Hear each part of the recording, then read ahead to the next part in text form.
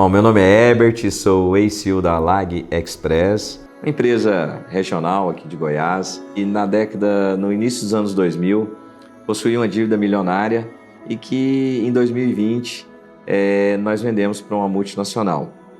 Hoje sou um investidor, sou casado. Ser empreendedor no Brasil porque na verdade o sistema é contra você, o governo é contra você, os processos são contra você. Então você tem que romper processos todos os dias.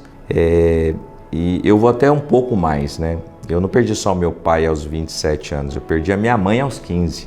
Deixe de olhar a concorrência.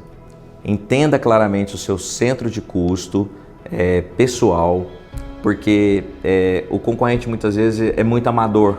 Então entenda realmente da sua rota, da complexidade daquilo e cobre o seu preço.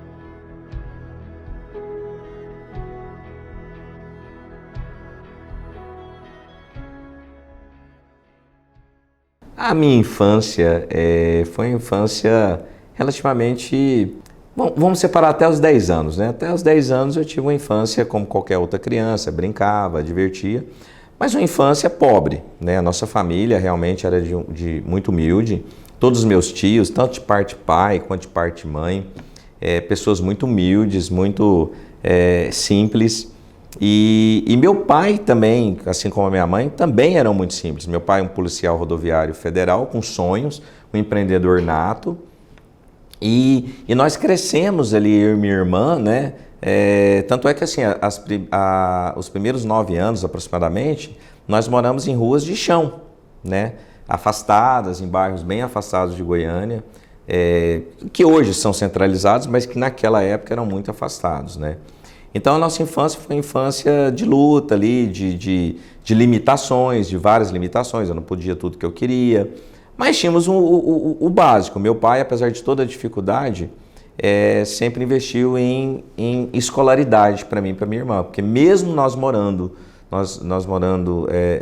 longe, nós tínhamos ali uma combizinha de um amigo dele que trazia a gente para o centro de Goiânia para estudar nas melhores escolas. Então eu fui alfabetizado numa excelente escola aqui, que já fechou, o Instituto Araguaia, que era considerado uma das melhores, assim como a minha irmã. Então assim, a minha educação até os 10 anos era de primeira linha, mas ao mesmo tempo com primos, com tios e nossos pais, pessoas simples, pessoas do povo. O meu pai é um empreendedor nato. Eu digo que ele é um empreendedor nato porque ele não teve escola para isso, né? Minha avó, meu avô abandona minha avó quando meu pai tinha apenas 7 anos de idade, então ele não teve um pai, não teve uma referência e foi para a polícia meramente por salário, por ter uma situação mais estável, né? Mas com um coração empreendedor grande. Então meu pai era um empreendedor nato. Então em 1976, quando eu nasço, ele cria o Despachante Lagoinha, que foi o que deu origem ao nome da transportadora Lagoinha. E até engraçado, eu vou abrir uma aspas aqui, o despachante, a palavra Lagoinha é porque literalmente se alagava quando chovia. Então era um bairro muito simples, estrada de chão, próximo ao Detran, e que tinha realmente um problema de alagamento terrível. Então eu me lembro, eu criancinha com 3, 4 aninhos assim, a água tá no pescoço. Então a origem do nome Lagoinha era lagoa mesmo, era porque encharcava, né? Então nós crescemos ali, meu pai abre esse despachante em 76, quando eu nasço, e em 85 ele resolve abrir a transportadora Lagoinha, que na verdade era Lagoinha Transportes Frigoríficos, que ele começa puxando boi, né? Puxando carne frigorífica.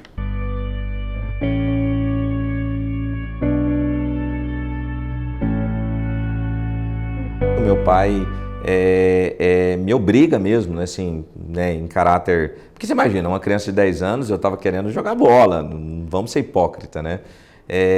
Porém, ao passar dos anos, trabalhando ali, né, eu me senti diferente, porque eu com 15 anos, por exemplo, eu já me sentia muito à frente dos meus amigos que ainda estavam ali jogando bola, e eu já era um menino maduro, um menino que já tinha outras perspectivas, né? Eu estava com meu pai sempre ao lado de homens mais maduros, então ali eu comecei a literalmente me interessar pelo empreendedorismo, ainda que não soubesse de fato que eu já era um empreendedor, porque eu estava ali com ele, mas aquela alimentação empreendedora dele, né, que meu pai era um empreendedor nato, com todas as falhas dele relacionadas à gestão, né, por falta de um estudo, de uma técnica, mas meu pai era aquele cidadão que é o seguinte, ele sentava aqui para você, ele vendia qualquer coisa, então ele tinha esse dom. Né? Então esse dom eu herdo dele, acompanhando ele, porque você é cópia daquilo que você escuta, que você vê, né? Então esses primeiros, até os 27 anos, eu sou uma repetição do meu pai de certa maneira, né? Quando eu comecei a trabalhar com meu pai, dos 10 anos até os 15 anos, aproximadamente, apesar de eu questionar, ainda era muito criança e não tinha nem poder de influenciação. Porém, à medida que eu fui amadurecendo, à medida que eu fui fazendo cursos técnicos e entrei na faculdade muito cedo, aos 17 anos de idade, e aí você começa a ver um mundo diferente, um mundo mais técnico, um mundo mais profissional, né? E aí começaram definitivamente os choques de idade, né? E de processos, né? Porque apesar de eu ver o meu pai como um belíssimo empreendedor, eu já enxergava processos administrativos altamente falhos, né? Tanto eu quanto a minha irmã.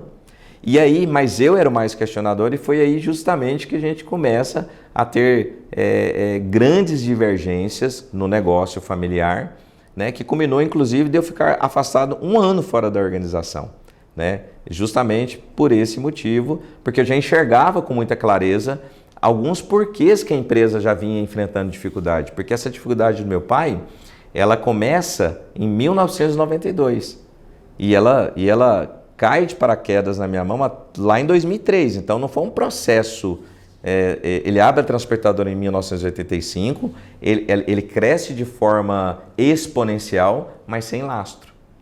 E aí quando esse lastro, quando essa situação cai, né, que aconteceu uma situação específica no Brasil, né, que foi ali praticamente a entrada do Plano Real, ali, que foi em 94, que vários planos antes de 94, Plano Bresser, Plano Collor, Plano Cruzado.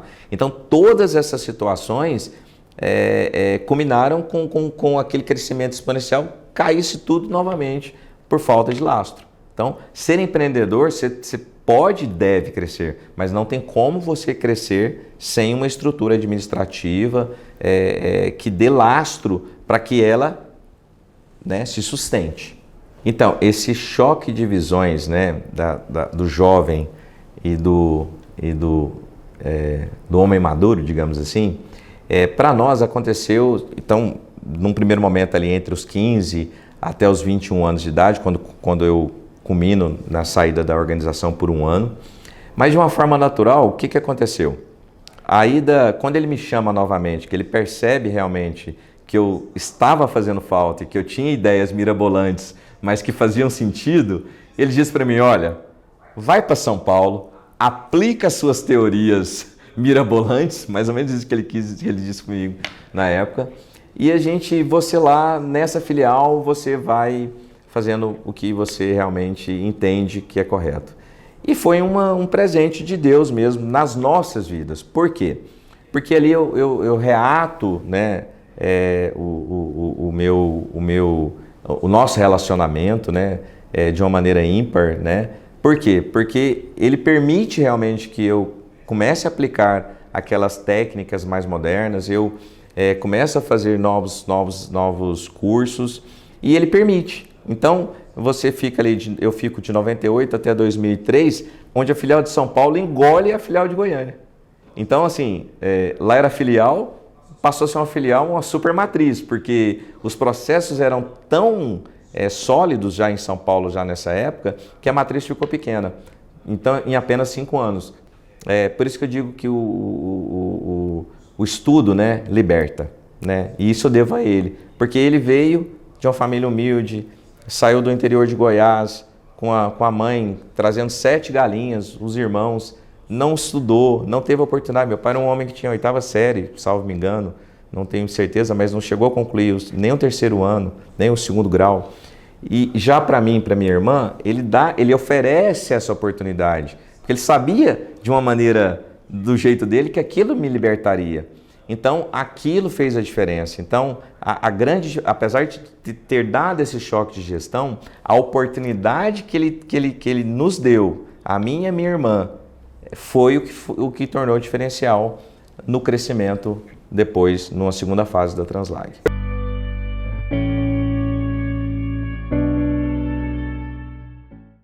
Porque ser empreendedor no Brasil é assim, um exercício literal de fé, né?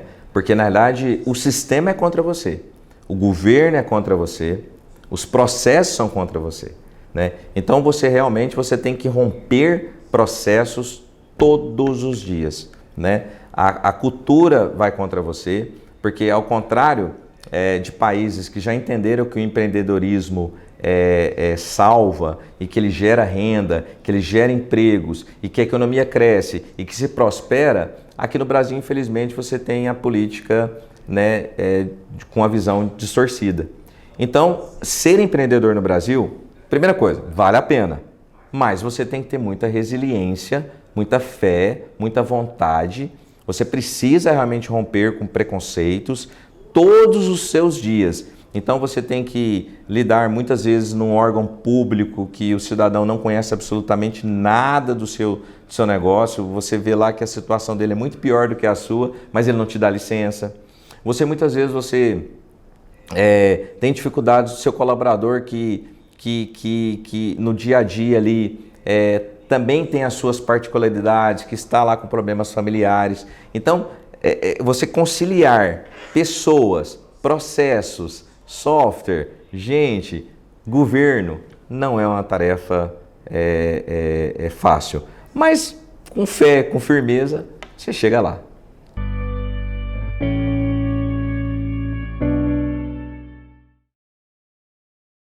Perda de um ente querido, nada substitui, né?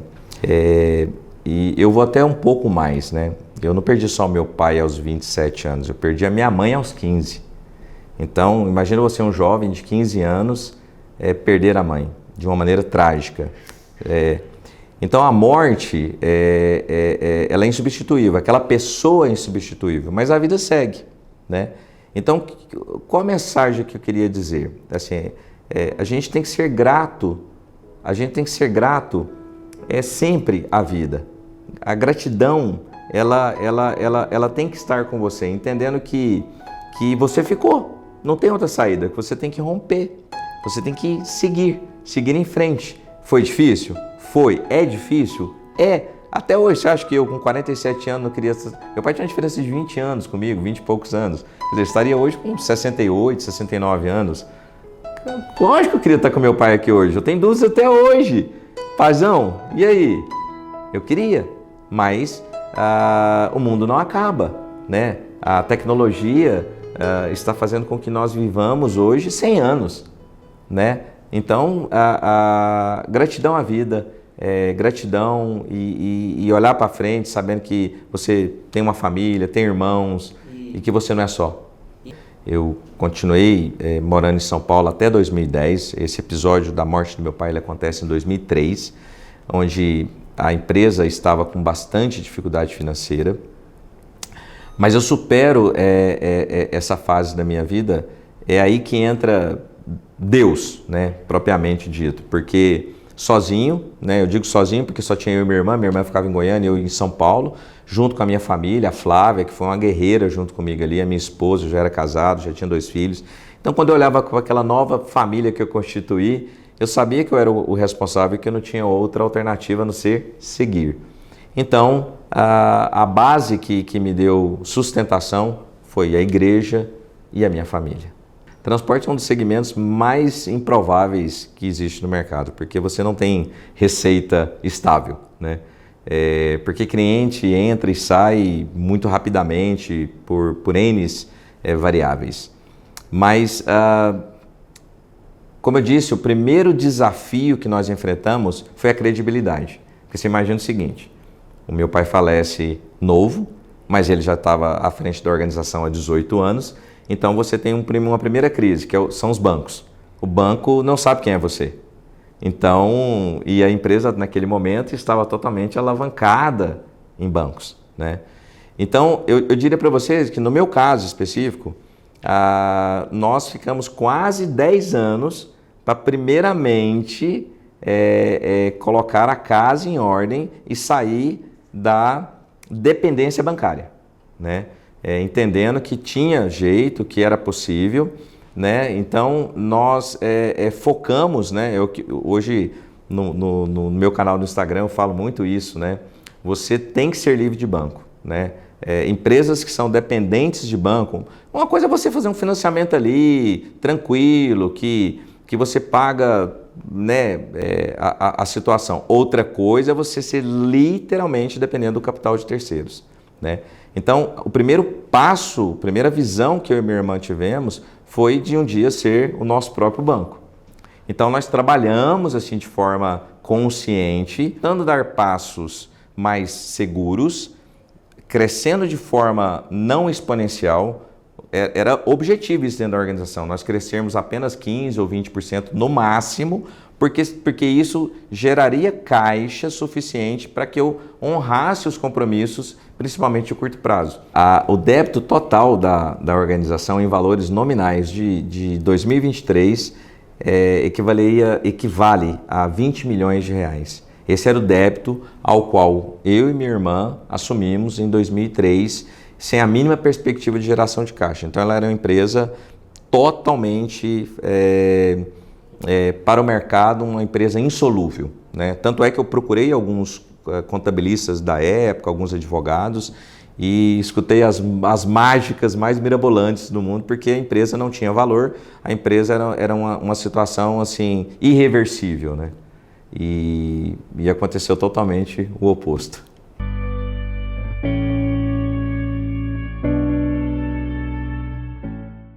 Uma frase que meu pai falava muito, era muito engraçada, do jeito dele, né? Ele dizia o seguinte: olha, o que saiu desse bolso tem que entrar nesse de cá com mais 30 pelo menos, por cento, né? Então ele brincava, né? Ou seja, ele vendia um frete por 1.000, aliás, gastei 700 com o carreteiro e vendi um frete por 1.000, né? Alguma coisa vai sobrar, né? Então, partindo dessa premissa, de que a empresa sempre tinha que estar equilibrado o caixa, eu acho que essa frase do meu pai foi uma frase de martelo que martelou muito forte para nós. Então, assim, se você ler hoje qualquer livro de investimentos, né, do Russell, qualquer que seja, dos grandes investidores, né, do Buffett, por exemplo, que tem N livros sobre ele, você vai ver que investimento é uma situação que é o seguinte, que demanda tempo.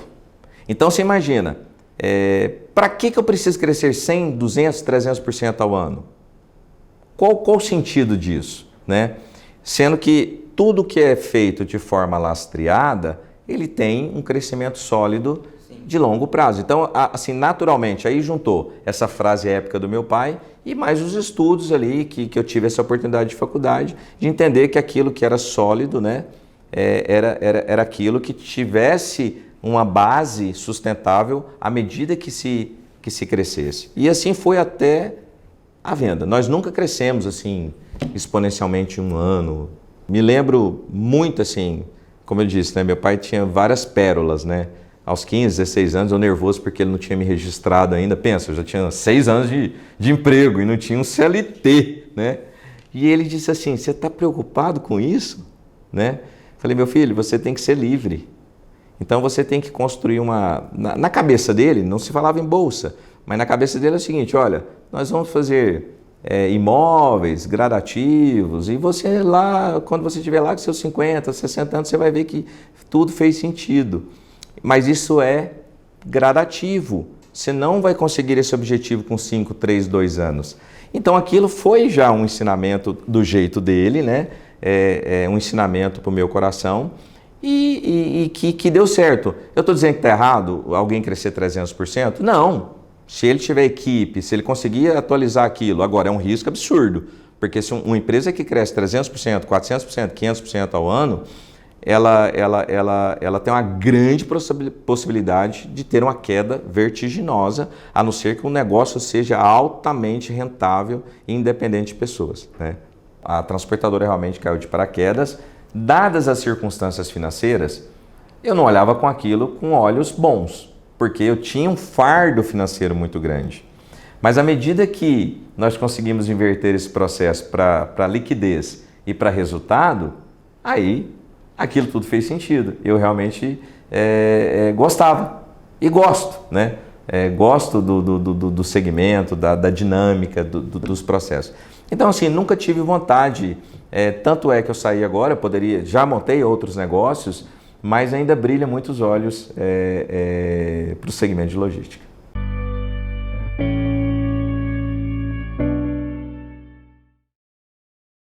Meados de 2008, 2009, transportadora enfrentando ainda grandes dificuldades econômicas, e aí eu pego um avião de Goiânia para São Paulo e tive a sorte, né? Eu digo sorte, ou a jesuicidência, né? A gente está na igreja, né? Mas enfim, esse CEO, ele era o CEO logístico da Anglo América, e conversa vai, conversa vem. Eu disse para ele acabou soltando que ele tinha grandes problemas para entregar mercadorias aqui em Goiás. Deixei meu cartão e ele falou, olha, o dia que eu te chamar, você pode ter certeza que vai ser para algum BO e eu quero ver se você está realmente preparado como você disse que estava, né? Porque eu fiz a propaganda, aquela coisa toda. Passaram-se ali uns 3, 4 meses, nem imaginaria que ele novamente iria me ligar. E de repente esse telefone toca num sábado à noite. Eu atendo o telefone e aí o CEO da Anglo América diz assim, olha, um navio atrasou, a nossa mina vai parar segunda-feira, são milhões de reais por dia, e eu preciso dessa carga no domingo, na segunda-feira, 8 horas da manhã. Isso era um sábado à noite, né? E aí a primeira pergunta que eu fiz, olha, o transporte não é problema para mim, eu quero saber se lá em Santos alguém vai estar aberto no domingo. Ele falou, não, a gente já conseguiu com o mercado aduaneiro lá, vai ter uma pessoa tal. Aí eu ligo para o Osmar já estava comigo, o Osmar prepara esse carro, já desceu no sábado mesmo à noite para não ter risco, dormiu lá em Santos, compramos uma passagem aérea Congonhas, Goiânia, deixamos um carro preparado aqui e aí esse funcionário, era uma caixinha pequena, esse funcionário pega essa caixinha, leva como bagagem de mão, chega aqui em Goiânia, não era nada assim de risco aeronáutico, e aí eu ligo para ele no domingo, por volta de 5 da tarde, 6 horas da tarde, e estou com um grande problema. E aí o cara assusta e diz assim, ai meu Deus, mais um que me decepcionou, né? E eu digo para ele, olha, problema número 1 é o seguinte, a sua portaria está fechada e meu carro não consegue entregar a carga. Isso era no domingo, a gente tinha combinado para segunda. Então, resumo, passados menos de 4, 5 meses, nós tínhamos uma mega conta de uma mineradora no estado de Goiás e saiu uma baita de uma empresa gigante, de um nome ímpar. E então, assim, as coisas aconteceram baseadas em encantamento, em realmente fazer a coisa acontecer. Então, quando a empresa fala a língua, quando as pessoas estão comprometidas com aquilo, quando elas têm sentimentos de dono, as coisas acontecem. Então, assim, eu posso te dizer que praticamente todos os clientes da Translag, né, da Lag Express, eles entraram na organização por uma janelinha de oportunidade. Ela não entrou pegando uma conta completa. Uma pequena janela favoreceu posteriormente um grande negócio. Mas são essas pequenas janelas que a maioria dos empresários não prestam atenção, né? Oportunidades ímpares que eles têm, eles não prestam um bom serviço e aquilo fecha portas, né? Então, esse encantamento, a gente partiu do pressuposto que não interessava o tamanho do cliente. Nós vendíamos tempo, então tempo era o nosso negócio, a gente se especializou em gerar tempo. Tudo nosso era medido em tempo. Quantas horas o caminhão demora daqui a ali, dentro da velocidade controlada pela legislação, Preciso ter 2 motoristas, posso isso, posso aquilo, e tudo era medido em tempo. Não, então, já que eu não posso colocar um motorista para rodar o tempo todo, porque isso vai trazer insegurança, né, para o motorista, para a família dele, então vamos criar o terceiro turno. Que aí o terceiro turno resolveu o problema do caminhão andar mais lento, mas aí você tinha o turno da madrugada para processar a carga. Então, os desafios maiores, né, de sair dessa situação de empresa pequena para se tornar uma empresa, apesar da Translag, da Lag Express ser uma empresa relativamente pequena perto de outras, mas quando você falava no eixo Goiás-São Paulo, nós tínhamos mais carga do que uma Braspress, que é uma das maiores hoje do país, né? Braspress, não sei quantas carretas ela tem hoje, mas na época chegávamos a ter 20 carretas de carga fracionada para o CD de Goiânia, o que era um absurdo, assim, perto de outras, entendeu? Então, assim, não fazíamos Brasil, mas tínhamos um volume para Goiás, Brasília e Bahia muito expressivo.